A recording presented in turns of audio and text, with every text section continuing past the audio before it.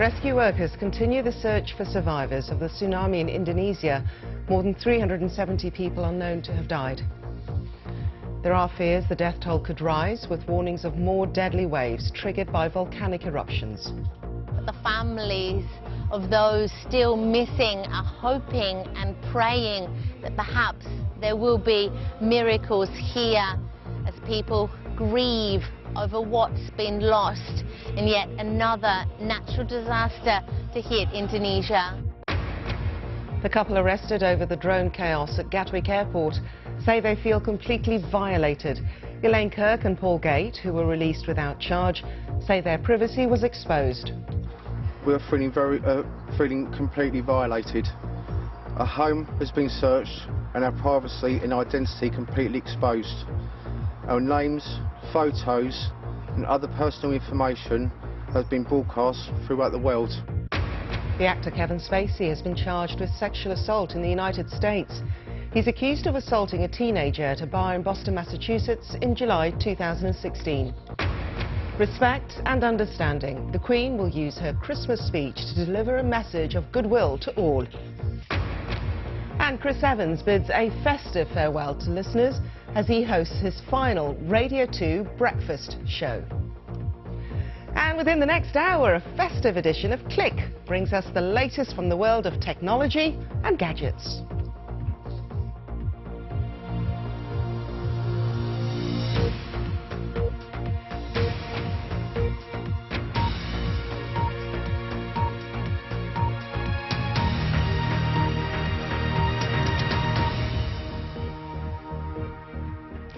Good evening. Indonesia's disaster agency now says at least 373 people were killed and a further 128 are still missing following the volcanic eruption and tsunami that swept through Sunda Strait on Saturday. More than 1,400 people have been injured. Thousands of people who live on the islands of Java and Sumatra have been forced to evacuate to higher ground as the tsunami hit coastal areas. Well, today there have been more eruptions from the Anak Krakatau volcano, sparking fears of another tsunami. Rebecca Henschke has the report. Rescue workers clear away the rubble in a race to find any survivors. Today, in this villa, none have been found. Villas like this one, built right on the shore, didn't stand a chance when the huge waves hit. This, the state of the swimming pool and the villa now. Teams from the military and the search and rescue teams are here clearing away the rubble to make way for what will be a slow rebuilding process here. The tsunami hit this popular local tourist destination at night without warning. The National Disaster Agency admitting their tsunami detection buoy system has been broken since 2012. When President Joko Widodo visited to inspect the relief effort here, he faced some tough questions and vowed to do better. We don't know yet for sure where the source of the tsunami was. It's still being checked. In the future, the relevant agencies will provide detection equipment, systems that can give a warning to everyone. That comes too late for these families, here to find loved ones amongst the dead. Those identified, taken away in ambulances. Others, like this man, are still searching. We are not at peace. We just want him returned to us in some way. We are preparing ourselves to accept the worst. The vocalist of the band 17 that was performing on stage when the tsunami hit is here to put his wife to rest. Posting this video on social media, he says, "We're traveling again together, my love." Authorities are warning it may not be over yet, telling people to keep away from the beaches due to fears that ongoing activity from the Anak Krakatau volcano could trigger a new tsunami. That was Rebecca Henschke reporting there. Now, the Security Minister, Ben Wallace, says security forces can deploy detection systems throughout the country to combat the threat of drones, following the travel chaos at Gatwick Airport. Officers say the investigation remains active after the release, without charge, of a couple from Crawley. Despite earlier saying sightings may have been mistaken, 67 reports made by the public, passengers, airport officials and police officers are being investigated. A reward of £60,000 has been offered for information. And that couple arrested over the drone chaos at Gatwick Airport say that they feel completely violated. Paul Gate and Elaine Kirk, who were released without charge, said their privacy and identity had been completely exposed after being named in the media and their home searched. As you can probably imagine, we're feeling completely violated. Our home has been searched and our privacy and identity completely exposed. Our names, photos and other personal information have been broadcast throughout the world. We are deeply distressed, as are our family and friends, and we are currently receiving medical care. The actor Kevin Spacey has been charged with sexual assault in the United States after allegedly assaulting an 18-year-old man in a bar in Boston, Massachusetts. After the news broke, the House of Cards star posted a video on YouTube. In the clip, he appears to be a character as President Underwood from the hit Netflix show. Well, Kevin Spacey has rarely been seen in public since allegations first emerged against him in October of last year. He's due to appear in court early next month and has previously said that he didn't remember the incident. Our correspondent, Gary O'Donoghue, has more. Well, the results from an incident in 2016 in Nantucket, in which it's alleged that Kevin Spacey plied an 18-year-old man with drinks and attempted to assault him, and the charges are indecent assault and battery. Now, we understand that there'll be an arraignment hearing on the 7th of January to hear those charges, and presumably at that stage Kevin Spacey will also enter a plea. He hasn't commented directly on this case since the court date was announced, though you did, as you mentioned, there is this really bizarre YouTube video that he posted within minutes of that becoming public, where he appears to be in his character as Frank Underwood, as you say, from the Netflix series, and he appears to be urging viewers, though not specifically, to only believe things based on evidence and facts. Now, you'll know that Kevin Spacey is looking at at least a couple of dozen charges from separate individuals. None of those others have come anywhere near court yet. One was dismissed in Los Angeles because of the statute of limitations recently. Police in London are investigating a number of allegations against him from his time when he was artistic director at the Old Vic Theatre there.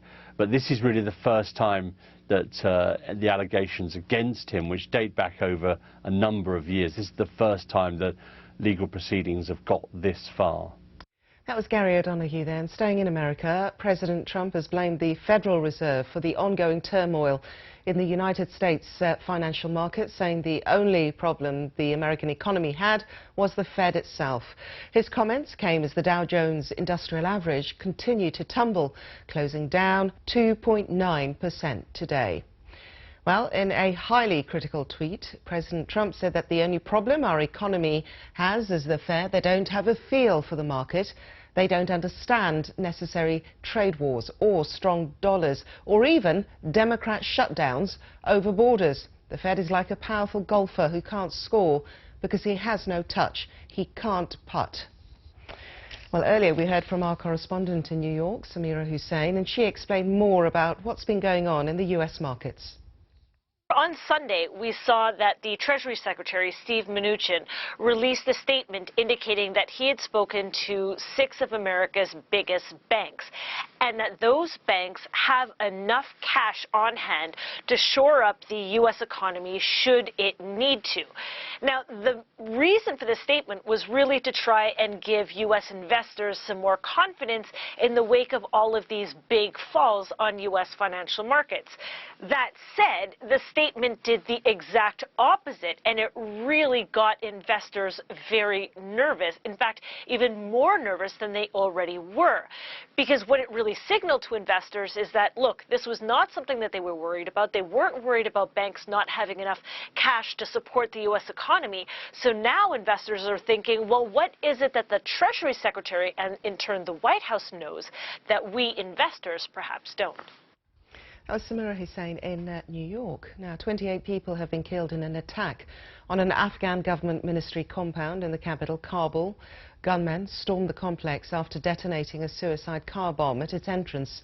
Women, children and one police officer were among the dead. Several people were injured, including some who had reportedly jumped from the third floor of a building to escape. It's not yet clear who's responsible for the attack. Around 3,000 people have been evacuated from an apartment building in Sydney after residents heard a loud crack. Police say the newly opened Opal Tower had moved 1 to 2 millimetres. Residents are now preparing to spend Christmas in an evacuation centre as an emergency operation takes place to determine the extent of the damage. Fire and rescue, USAR specialists, ambulance, SOT paramedics and public works engineers will be making entry to level 10 to investigate the cause of the crack and to determine whether the building is safe to inhabit or if any further remediation works are required. The Queen will urge people to treat each other with respect during her annual Christmas message, which will be broadcast tomorrow. The comments, which have been released by Buckingham Palace to newspapers, are likely to be seen as an attempt by the monarch to calm the debate over Brexit. Here's our royal correspondent, Nicholas Witchell. Throughout her reign, the Queen has always been notably cautious whenever it's come to making a comment which could be construed as an observation about the political debate. But with the nation divided over Brexit, it would be strange if the head of state, in her one personal message of the year, did not make some attempt to address people's concerns. Her Christmas message was recorded earlier this month at Buckingham Palace, when the Brexit debate in Parliament was at its height. In the broadcast, she will say this: even with the most deeply held differences, treating the other person with respect and as a fellow human being is always a good first step towards greater understanding. The context of those remarks isn't clear from what Buckingham Palace has released. It may be doubted whether the Queen has said anything explicit about Brexit, but it's clear that the Palace is hoping these few words and a reference to the need for the Christmas spirit of goodwill to be heeded will be construed as an attempt by the monarch to soothe the Brexit debate. Nicholas Witchell, BBC News. Theresa May has written a letter published in the Daily Express urging people to put aside their differences over leaving the EU and to focus instead on what they can achieve together. In a separate Christmas message to British servicemen and women, the Prime Minister praises the work done after the Novichok attack in Salisbury and their role in fighting international terrorism. Well, in his Christmas message, the Labour leader, Jeremy Corbyn, praises the compassion of those who help the homeless and refugees. A British Iranian academic from Imperial College in London, who was arrested in Iran earlier this year, has been released and has returned to London. Professor Abbas Adalat, an expert in computer science, spent 8 months in detention on security charges. Meanwhile, London's Mayor Sadiq Khan has renewed his call for the charity worker Nazanin Zaghari-Ratcliffe to be released from prison in Iran today, in time for Christmas and her birthday on Boxing Day. Jim Weeble reports. He is a renowned expert in computer science at London's Imperial College and also a prominent campaigner who has given media interviews often about his opposition to sanctions and military intervention in Iran. Yet despite this, while visiting Tehran, Professor Abbas Adalat, a dual British citizen, was arrested and accused of being a spy. The Foreign Office and Imperial College London both confirmed today that Professor Adalat had returned to the UK, ending his 8-month ordeal, no doubt providing relief for his family and the many in the academic world who campaigned for his release. But he's not the only dual British citizen who's been held in Iran. Nazanin Zaghari-Ratcliffe from West Hampstead will be spending her second Christmas in an Iranian jail, imprisoned for spying, a charge she vehemently denies. Today, along with her husband Richard Ratcliffe, the mayor issued a statement saying Nazanin has been wrongly detained in an Iranian prison for over 2 years. She has done nothing wrong and broken no laws. We are calling on the Iranian authorities to release her at once. I think today's news is obviously positive. There have been other positives recently. There have also been some negatives, and I spend my time looking at the tea leaves of everything that happens and trying to read what it means for us. Politics in Iran is volatile. Politics in the UK is pretty volatile these days. So it is a bit take it day by day and keep hoping and keep pushing, and yeah, anyone's guess what happens next. In November, the Foreign Secretary Jeremy Hunt met with Iranian officials to press the case for the release of Nazanin and others being held in Iran. For Richard Ratcliffe, the goal is not to spend another Christmas apart from his wife. Jim Weevil, BBC London News. It's 11:15. The headlines on BBC News. Rescue workers continue the search for survivors of the tsunami in Indonesia.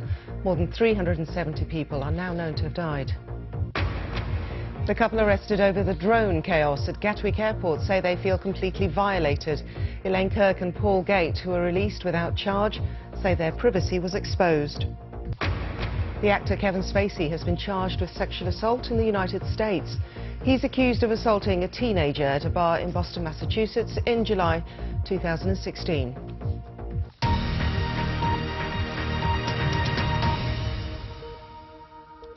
Now, Pope Francis has been holding Mass in St. Peter's Basilica in the Vatican as Christians all around the world celebrate the traditional day of Jesus' birth. Earlier, the pontiff criticised the insatiable greed of today's consumerism, calling on people in his Christmas homily to make sharing and giving more a part of their lives. Well, Pope Francis, who turned 82 earlier this month, will deliver his 6th address tomorrow on Christmas Day. It's been a very busy year for Pope Francis, and this is the scene outside Vatican City where the Mass has now come to a close. However, if we go to Bethlehem, pilgrims here from across the world have been gathering this Christmas Eve to listen to midnight Mass there. This is the scene live. The congregation has just been receiving the Eucharist. Earlier, Palestinian scouts and a bagpipe band paraded in Manger Square across from the Church of the Nativity, built where Christians say Mary gave birth to Jesus. Our Middle East correspondent, Yolande Nell, was outside the Church of Nativity and brought us this update. We've got international choirs entertaining the crowd, but also the Palestinian Scout band. Earlier, the Scouts escorted church leaders who arrived from Jerusalem into Bethlehem ahead of the midnight Mass at the Nativity Church, which is just over there. There's actually been a church on that site since the 4th century, so that gives you an idea of how long Bethlehem has really been reliant on religious tourism for its economy. And according to the Palestinian Ministry of Tourism, this has been a record year for the number of visitors who have come to visit Bethlehem. That gives people here something extra to celebrate, because often, of course, tourism does take a hit because of flare-ups in violence, because of the Israel-Palestinian conflict. Last year, a lot of parties were cancelled after President Trump recognized Jerusalem as Israel's capital without acknowledging Palestinian claims to the eastern part of the city, which the Palestinians want as the capital for their future promised state. Now, this year, people really do want to come out and party. They say that Christmas must be a joyful time, a happy time, and you can see plenty of evidence of that all around me here. Yolande Nell there. Now, customers have made the most of the last hours of Christmas shopping. Footfall in the UK across its high streets and shopping centres was around 10% higher at midday today compared with yesterday. Now, shops on this year's Christmas Eve are estimated to have been around 7% busier compared with Christmas Eve last year. It's been a tough old year for retailers, with a number of notable high street names closing, including Poundworld and Maplin. Meanwhile, the decline in the value of the pound has provided an unexpected Christmas boost to retailers in Northern Ireland, with shoppers from the Republic, which uses the euro, crossing the border in droves to grab a bargain. Well, Coletta Smith has been joining them for a bit of last-minute shopping and finding out what all the fuss is about. It's the last-minute Christmas dash. There's a lot of stuff actually that they're sold out of already, so... This week, stores in Northern Ireland have seen the biggest increase in shoppers of anywhere in the UK. And there's one big reason for that. Much better value with the sterling conversion, yes, and the booze is quite cheap. What's in the bags? Wow, you've got good lots stuff of presents. Yeah, Christmas present shopping. yeah. Any grocery shopping today? No, a bit of shortbread, that's about the height of it. And where have you come from today? I'm from Monaghan, County Monaghan. And have you done a big shop today? Yes, a big Christmas shop. Yes, Groceries exactly, today. yeah. Irish government statistics show that 1 in 5 shoppers from the Republic have travelled north this year to get more for their money. Border towns like Newry have felt the boost. It's been a tough year for retailers, as is broadly broadcast, but as I said, we benefit greatly from the southern trade, shoppers coming from as far off as Dublin, and it's one thing we've always benefited from. Euro 66.28, please. Down the road, the tills are ringing in 2 currencies. Euro 33.67, please. The fall in the value of the pound has been a huge boost to Seamus's business. 75% of his customers cross the border. If Northern Ireland's retail sales are up, like, it has to be driven by Southern Irish people, like, there's no doubt about it. We're one of the people that's quite happy that there has been a vote to leave the European Union, and so much fluctuation with the currency. It's been very advantageous for us. Each of these would have cost you €1.23 a couple of Christmases ago. Now that's just €1.10. If you multiply that across a big family shop, spending hundreds of pounds, the savings add up. The washing powder for me is cheaper, right? You know, there's great bargains in that shop. So, and in the off-place as well. While retailers across the UK have had a tough year, a steady stream of shoppers travelling across the border have given Northern Ireland shops a Christmas bonus. Coletta Smith, BBC News in Newry. Well, now a story about 9-year-old Olivia Leggett from Poole. She decided that she wanted to help people who are less fortunate than her this particular Christmas. So Tom Hepworth has her story. You got your toothpaste, toothbrush. Yeah, I've written the letter to. You've written the... Olivia's wrapping Christmas presents for people she doesn't know and has never met. Come on, Daddy. She and her dad are delivering them to homeless people in Bournemouth. Hi Craig, this is my daughter Olivia, and I'd like to give you one of the packages. We put together quite a few of these and we're giving them out today. Thank you. She used her pocket money to buy toiletries, socks and the odd treat. I was thinking I could save my pocket money up for December and give it out to all the homeless instead of just buying them for myself. It means everything. It means you're really sweet. At least it gives you faith in humanity, doesn't it? It's brilliant. Hi Jason, it's my daughter Olivia. Got a Christmas present for you. Thank you. I think he's great. I mean, he's so young though, you know. You don't get many young people who think about it. And that's something different. Yes. And thank you. I just feel quite hopeful that I'm actually doing something that makes people feel a different way to how they actually feel with just nothing beside them. I love the fact that she's thinking also what is the sort of things that people need. Toiletries, actually, for those who are sleeping on the street and just getting off the street, are also just spot on. So just all round fantastic. It may be a small gesture, but Olivia hopes this will make a difference to people who have nothing this Christmas and perhaps encourage others to give more. If I was homeless, how could people help me? No one would help me if I couldn't help them. So I just feel like it's really nice to just give away those things for them. Oh, how bless her. Olivia Leggett there. Now, the Christmas carol Silent Night is celebrating its 200th birthday. The carol was first performed in Austria, in a village near Salzburg, on Christmas Eve, 1818. Bethany Bell reports. Stille Nacht, heilige Nacht. It's one of the world's favourite Christmas carols. Silent Night, or Stille Nacht, as it's known in German. Okay. Oh, I think it's the best Christmas song ever. It's familiar. We learned it when we were a child, and everyone sings it. The carol is 200 years old this Christmas, and it comes from Austria. This is where Silent Night was first sung on Christmas Eve 1818 in the village of Oberndorf near Salzburg. The original church doesn't exist anymore. It was badly damaged by floods at the end of the 19th century and had to be demolished. This little chapel was built in its place. A priest called Josef Mohr wrote the words. He asked Franz Xaver Gruber, a school teacher and an organist, to compose the melody. According to legend, the church organ had broken down, damaged by mice chewing at the bellows, so they had to sing it with this guitar. But historians believe that the mice and the broken organ are probably just a myth. It was with the guitar more people-friendly and with an instrument which was very common outside, of course, the church. You can take the guitar wherever you go. And therefore also the song itself was known very quick all around the world.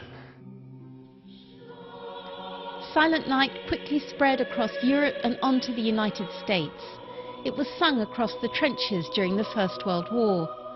And for many people, it's simply the carol which means Christmas. Bethany Bell, BBC News, Salzburg. And if that doesn't put you in a festive mood, this from Canterbury is guaranteed to.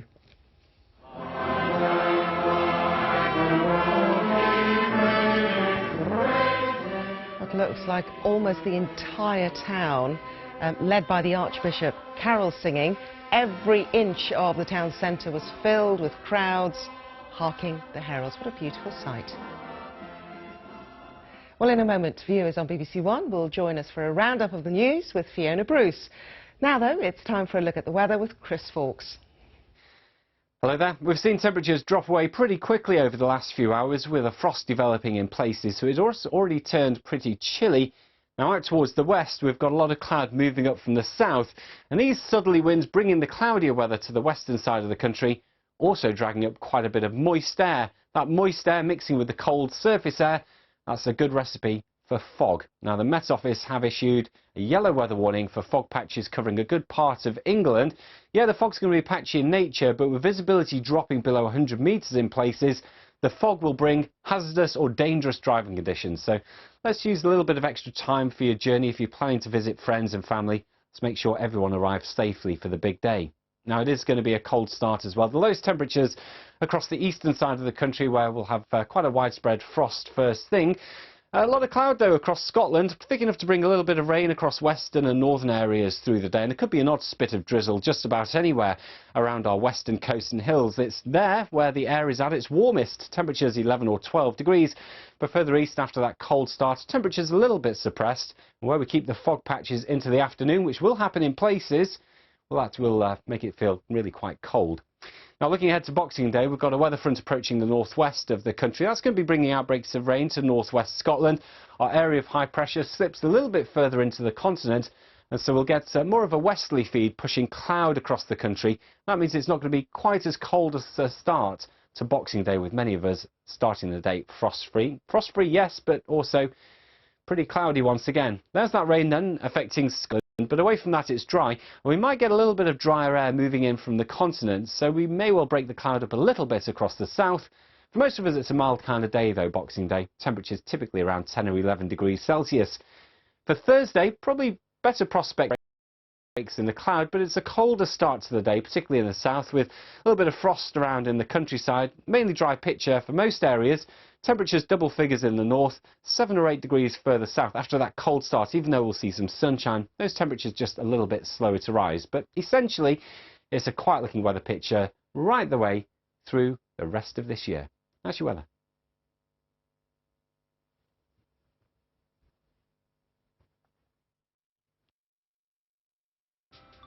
This is weird, isn't it?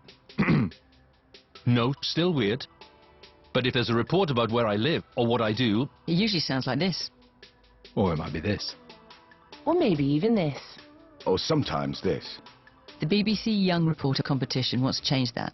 If you're aged between 11 and 18 and have a story you think needs telling, the BBC can help you tell it. Find your voice and enter now at bbc.co.uk/Young Reporter competition.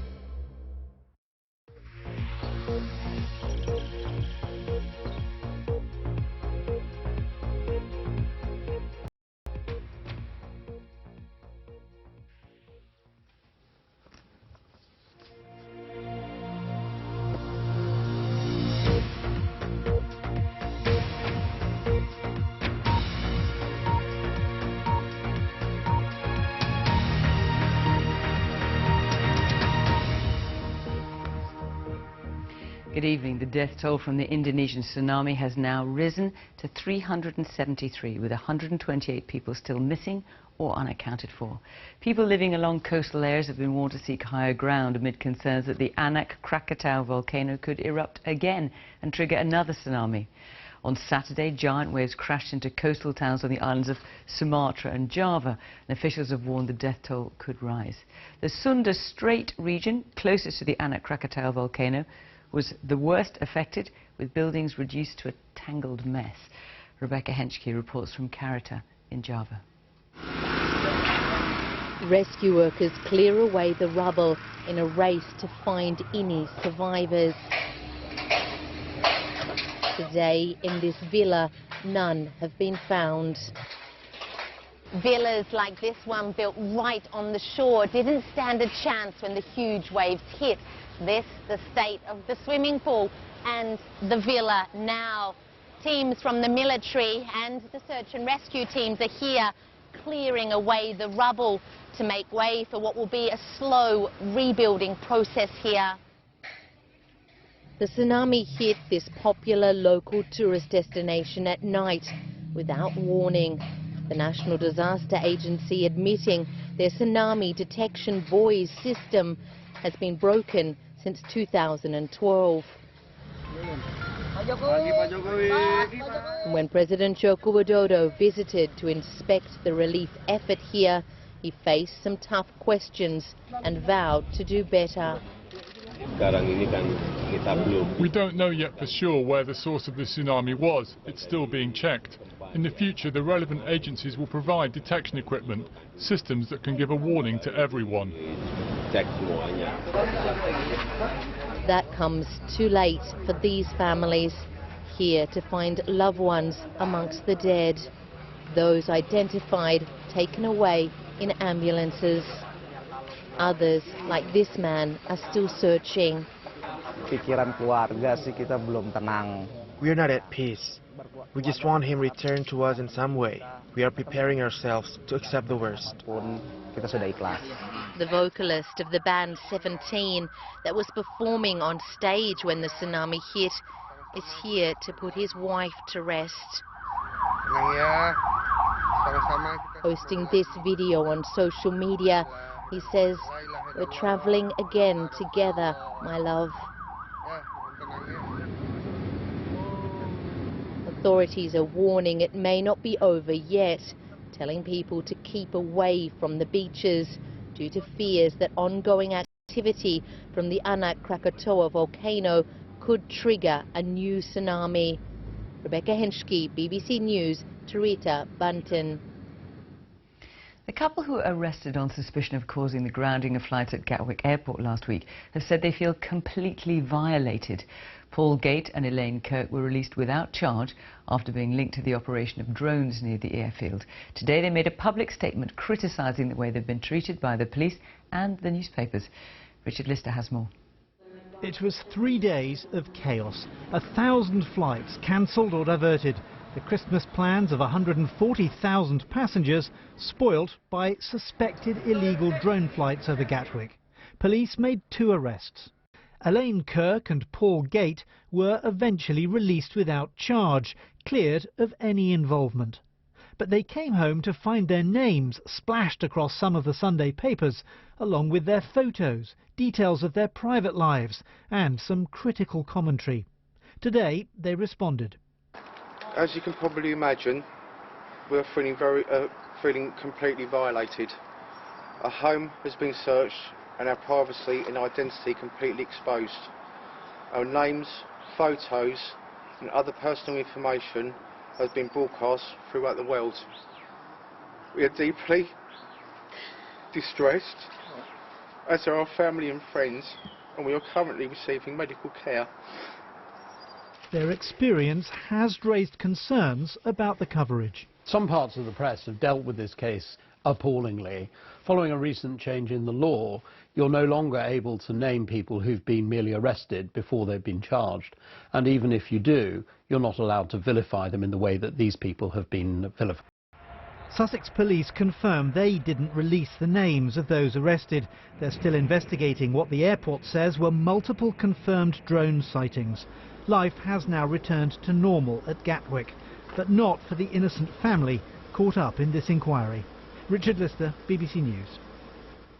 The New York stock market has plunged today, with the Dow Jones index of leading shares closing down nearly 3%, on track for its worst December since the Great Depression of 1931.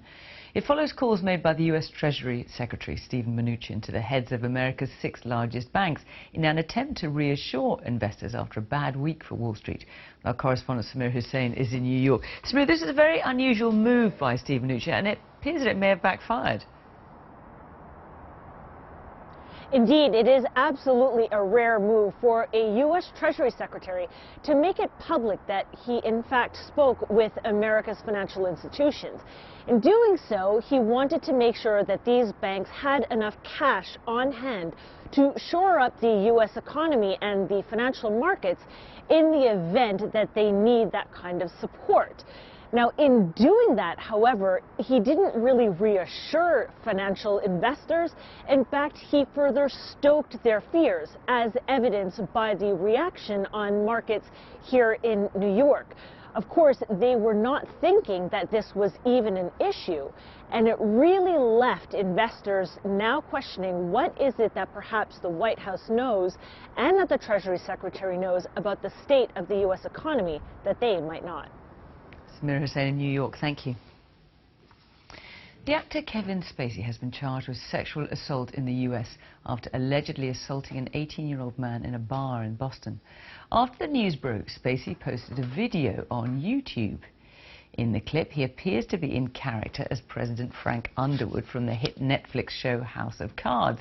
Kevin Spacey has rarely been seen in public since allegations first emerged against him in October last year.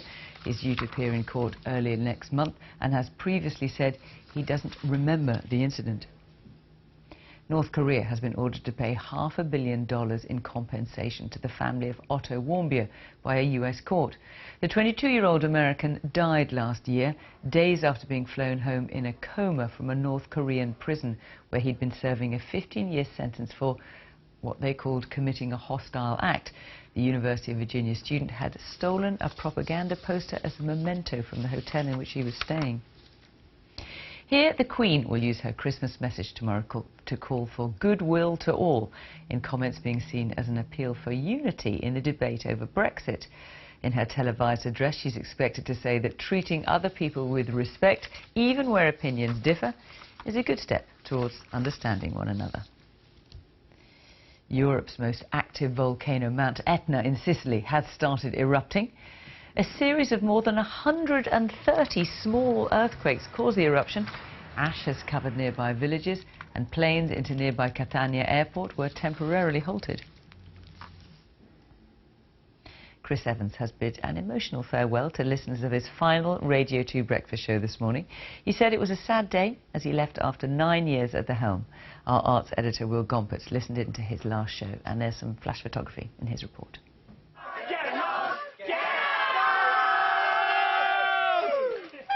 Ta-da! And with that, Chris Evans signed off for the last time as host of Britain's most popular radio show.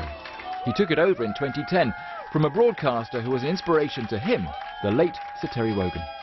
He said, because he was such a wise guy, he said that there may not ever be a right time to go, but there could be a wrong time to stay. So I'm taking the great man's advice. And the kind of show we wanted to do today was, we really wanted to leave them laughing, not crying, because there's been a lot of tears throughout the show. Hopefully always for the right reasons. But enough now. Happy Christmas, everyone. And there was plenty of laughter, but also at times a very emotional presenter.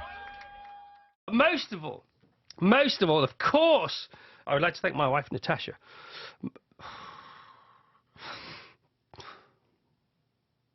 My gravity, my compass, my guiding light.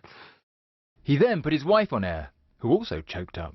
Today's gobsmackers are chosen by Noah and Eli Evans for their mum, Tash. Oh, for goodness sake. Now do you get it? Oh my God. Do you get it now? Thanks for that. So this is the Radio 2 Breakfast Show studio that Chris Evans made his own for nearly 9 years. He might have gone, but still a hint of him here, in the shape of this cart deck which played all his well-known jingles. Wonderful Day, Wonderful Week, This is London, Tarzan Yell, and all the rest of it. And in a way, that gives a hint of his talent as a broadcaster, that he was able to transform this quite dull, soundproof space into a vivid, wonderful world which interviewees responded to and listeners loved. His high-energy, good-humoured breakfast show was a success. Zoe Ball will take it over in the new year as he moves over to Virgin Radio before returning to the BBC to strut his stuff on Strictly Come Dancing 2019. Will Gompertz, BBC News. Finally, it seems Father Christmas is already on his rounds. The Angel of the North has been gifted a Santa hat just in time for Christmas.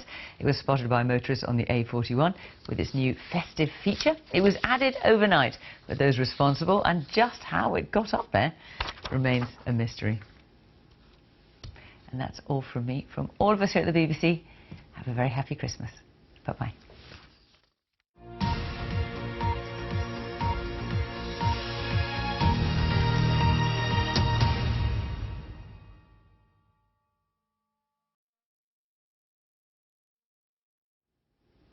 Now it's time for the latest in technology and gadgets with a festive flavour.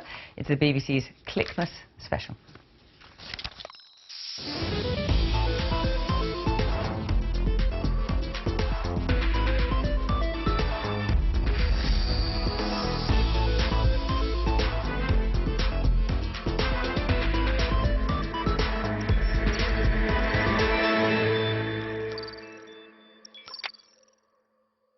It's the 2018 Clickmas special. The gang's all here. Hello! Welcome, welcome, welcome, welcome. Right, Spencer, I have got your first Christmas present of the year, and what a corker it is.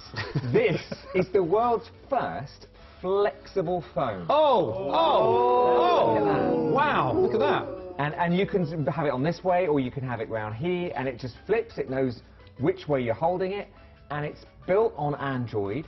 This is a brand new operating system on top of it called Water, and it's built by a small Chinese firm called Royale. You might not really have heard of it. This is their first phone they've released after 5 years being in business. Open it again, look at that. Here we go. Oh. The idea is you've got a tablet that you can use, or it can fold into a phone. So you can do work as you would on a tablet, or just fold it back into a phone. When can we get this? Well, that's a good question.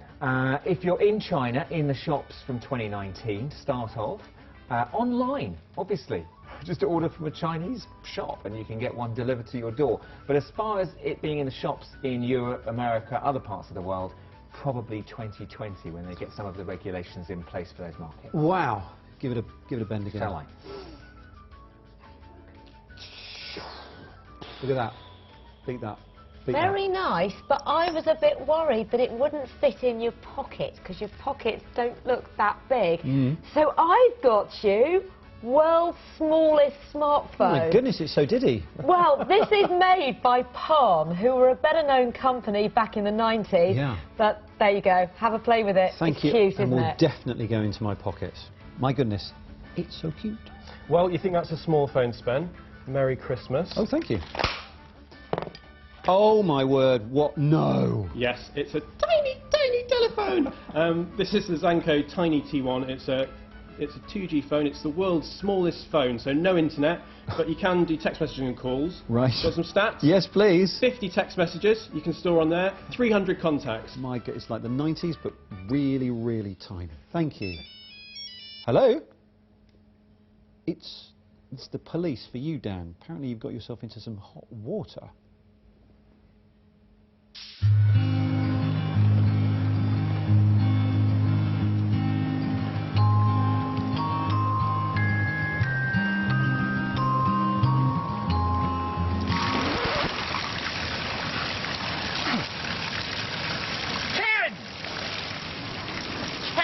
What's going on? Dan, you enjoying my hot tub? Yeah, nice feature. I don't think that's standard, that one. I think it's been hacked. What do you mean we've been hacked? Yep, this hot tub's on the internet like thousands of others up and down the country. Let me introduce you to the guy who's hacking it right now. So here's Andy in Glasgow. Hi, Andy. Hi! Looks cold up there. Very windy. So Andy, why don't you prove you can take remote control? Why don't you turn the pumps off? Look, no hands.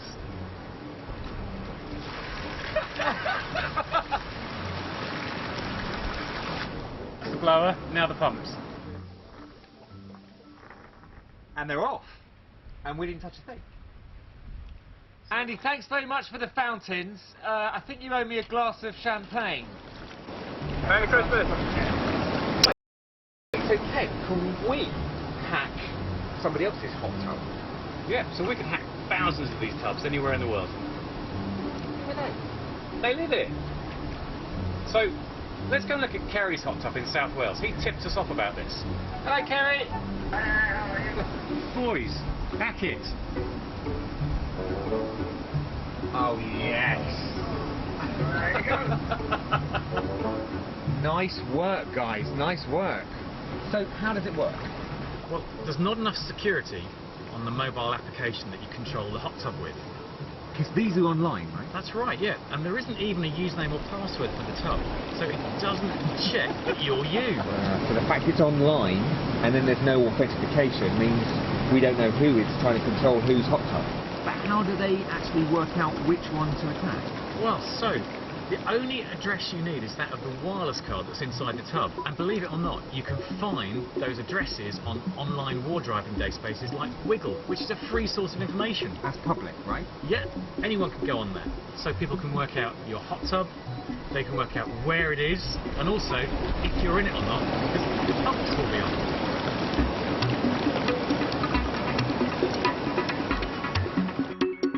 In a statement, Click, Balboa Water Group, whose app connects to hot tubs, said, "We have begun the process of securing the application further by requiring the homeowner to create a personal username and password. This should be completed by the end of February 2019. It added, protections within the spa control prevent a dangerous condition being created. Wow, hacking hot tubs. No one wants the hot tub hacked, right? Least of all the company. Yeah, they didn't see that one coming, did they? No, they did not. OK, all right, we did that as a bit of fun for Christmas. Yeah. But there's a serious point to it, which is this year we're going to get stuff that connects to the internet more than ever.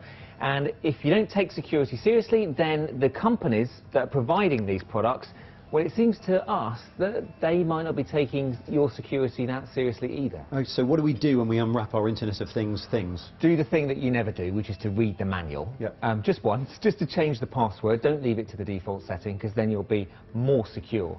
And it's important, because once you get through to one of these products, you could get through to another, maybe another on the network, and then it could be your computer that they get into. Absolutely. Do it, or we'll turn your bubbles off.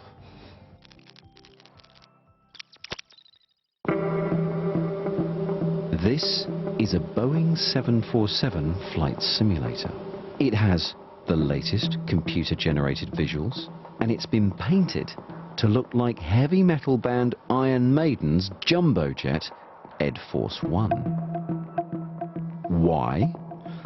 Because it's owned by Iron Maiden's lead singer Bruce Dickinson, who is himself a trained commercial pilot. The question is, can I learn to fly one of these in under an hour? Well, that might depend on the quality of the teaching. And it looks like my instructor's turned up.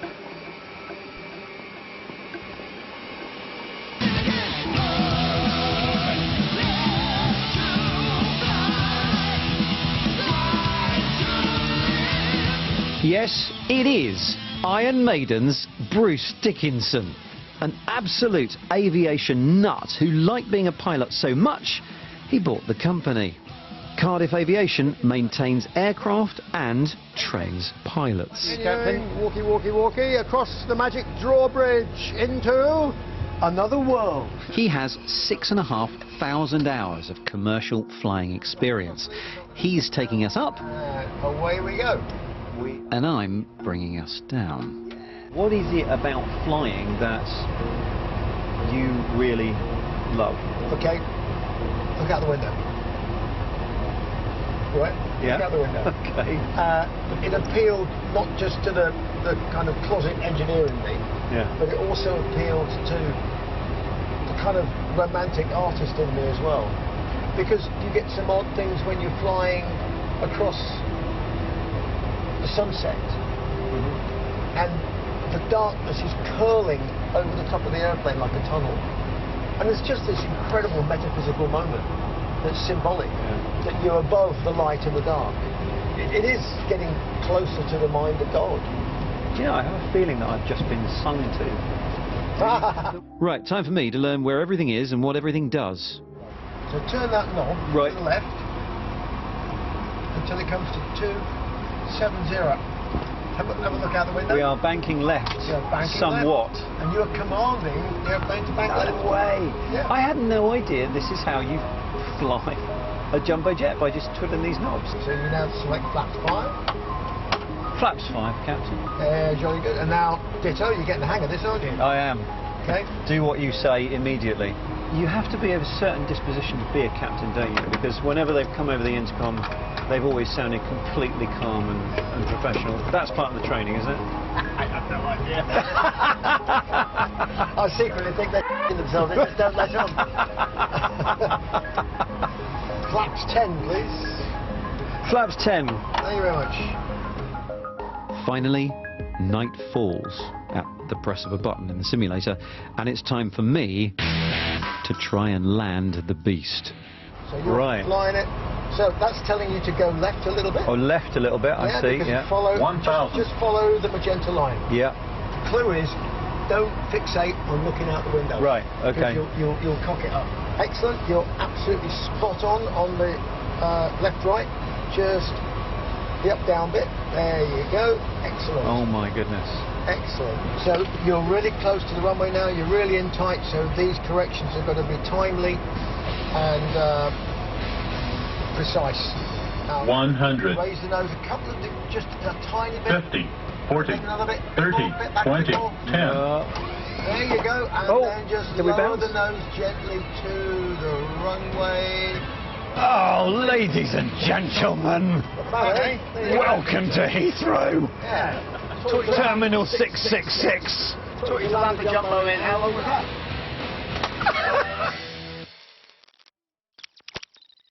That's it for this year's Clickmas special. Thank you so much for watching. Thank you guys for being brilliant to work with for another year.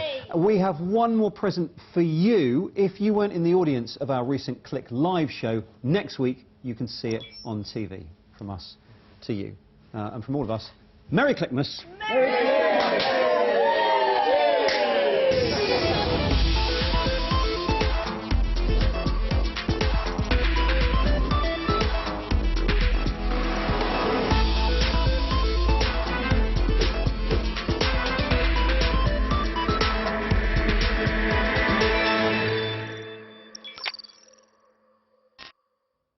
Hello there. We have very quiet weather for the festive period, dominated really by high pressure.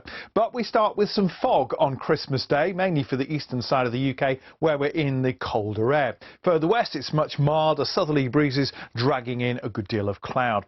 Overnight fog will linger through the morning, mainly across northern and eastern parts of England and into the Midlands, only lifting into low cloud. It's going to be a grey, misty, murky sort of day for many parts of the country. Some sunshine, perhaps more likely in north-east Scotland after a frost, and perhaps into northeastern parts of England again after a frost. But on the whole, a mild sort of day. Temperatures always going to be lowest across the eastern side of England with that slow clearance of the fog.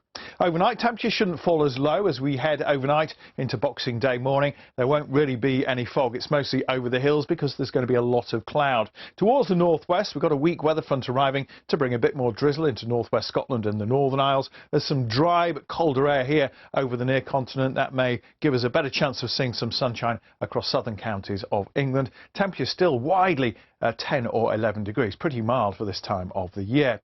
Those weather fronts are pretty weak in the northwest of the UK. This is the main feature of the weather, this area of high pressure. That's centred more towards the near continent where the air is that bit colder. So it'll be a chillier start probably in the southeast of England on Thursday, but a bit more sunshine beginning to arrive here. And there may be a glimpse of sunshine more widely across the UK as the cloud begins to break up as we entrain some drier air from the near continent. It does mean temperatures probably won't be quite as high especially across more southern and eastern parts of the UK, but still some double-figure temperatures for Scotland and Northern Ireland. Here we've got a bit more of an Atlantic influence. Again, weak weather fronts coming in from the Atlantic, coming into that blocking area of high pressure. So a fair bit of cloud around again on Friday. If the cloud does break overnight, there may be a pinch of frost, maybe 1 or 2 mist and fog patches, but on the whole it looks quite cloudy out there. A little bit of sunshine coming through now and again, and some weak weather fronts arriving into the far northwest. Those temperatures, again, 7 or 8 degrees across the bulk of England and Wales, a little bit milder for Scotland and Northern Ireland.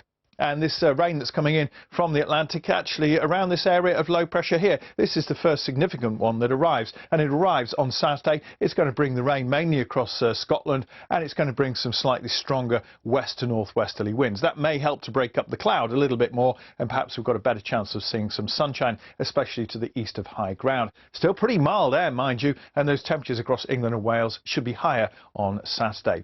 As that weather system moves away, though, we've got a bit of a high pressure building in for Sunday. Next set of weather fronts arriving in the northwest, hence all the cloud and some patchy rain up here. But across England and Wales could start a little bit frosty, maybe some mist and fog patches too, but some sunshine coming through and those temperatures climbing to 9 to 11 degrees. So pretty mild once again. As we head into New Year, high pressure is still in charge of the weather across the UK. We're back to square one almost. These weak weather fronts toppling around that area of high pressure with some stronger winds across the northern half of the UK. This is the jet stream here. This is the orientation of it, so it looks like we're going to be on the milder side of that jet stream. Again, some chilly nights possibly, but I suspect we're going to fill in more with cloud as we head into the new year. There's still a chance of some frost and fog, and for most of the country, it's going to be fine and dry. That's it. Goodbye. Hidden beneath the waves, there are creatures beyond our imagination. Don't just learn a subject. I've waited half my life to be up here. Experience it. Are you ready? There are now even more ways to get involved and watch the inspirational programs made by the BBC and the Open University. What's going on inside us is truly remarkable. The BBC in partnership with the Open University, bringing learning to life. This Christmas, follow the story on your new smart speaker. Just ask for BBC News. Get all the news you care about by personalising your app. And as you look forward to the year ahead, send us your questions via #BBCAskThis. Follow the story wherever you are with BBC News. 2018 marked 100 years since the end of World War I. Around the world, events took place to remember those who made the ultimate sacrifice. In a special programme, we meet the families and communities who found poignant ways to commemorate those they lost. Remembering the Armistice. Available now on BBC iPlayer. Will I be big enough for big school? Do you over yet? Is it supposed to taste like? Yes. What does this even do? Do we have any more shampoo? Why doesn't he like me? Do you think we'll win? Can I have a magazine? What have I missed? Where's my other shoe? Lasagna! Middlesbrough! Can I get hair extension? What is this? Where's your charger? Why do we have day and night? You can't have all the answers. And for the times you don't, where's the laptop? There's BBC Bite Size, the online learning resource. 汉就是你们觉得我在你们心中是属于温柔的那种，还是性感的那种，还是比较可爱的那种，还是女汉子 And they're pointing it at me and they're walking toward me and I'm telling them to drop the knife. J'ai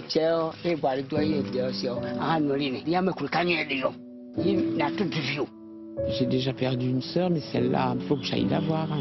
On a des choses à se raconter quand même. Stories that speak for themselves. Our World, the best of 2018, all this week at 9:30 on the BBC News channel.